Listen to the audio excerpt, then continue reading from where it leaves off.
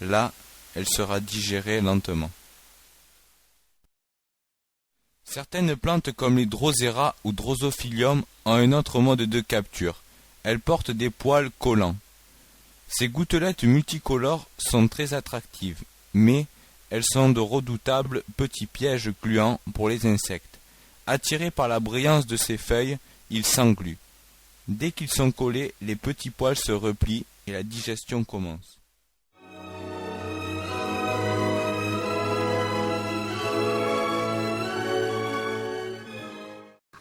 Le second piège que l'on rencontre est le piège à succion de l'Utricularia.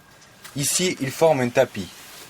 Ce sont des plantes qui attrapent de petits insectes aquatiques. On peut prélever un petit morceau et observer.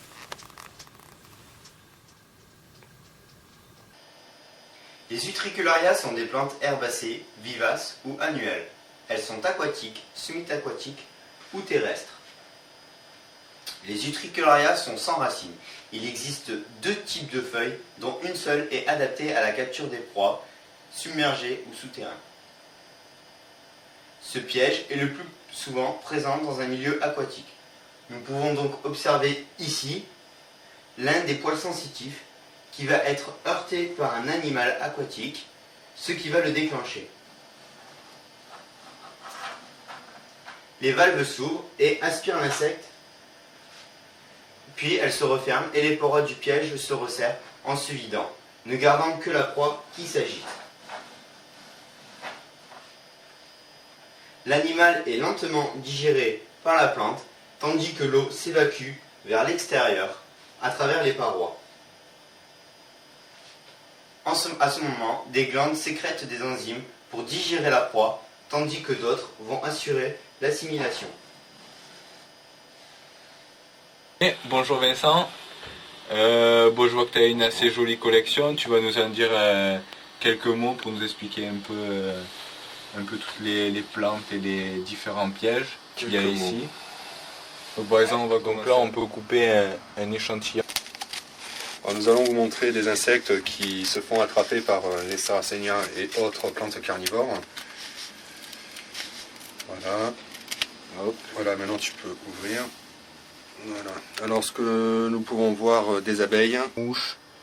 Et plus on descend vers le suc, là que l'on peut voir ici, qui va digérer. Une seule urne de Sarracenia peut contenir environ 300 insectes remplissant plus des 2/3 de sa hauteur. Les plantes carnivores piègent une faune très diverse. Les proies sont généralement adaptées à la taille des pièges. Les animaux capturés sont aussi bien volants, insectes, type mouches, moucherons, moustiques, papillons, éphémères, libellules, guêpes, abeilles et sauterelles, que rampants, insectes, fourmis, chenilles, larves de criquets et sauterelles, crustacés, cloportes et arachnides, acariens, araignées. Exceptionnellement, pour des plantes possédant des pièges de grande dimension, de petits animaux plus évolués peuvent aussi devenir des proies. Alevins, têtards, petits batraciens, voire même oisillons et petits mammifères. Dans toutes ces plantes, quelle est ta favorite?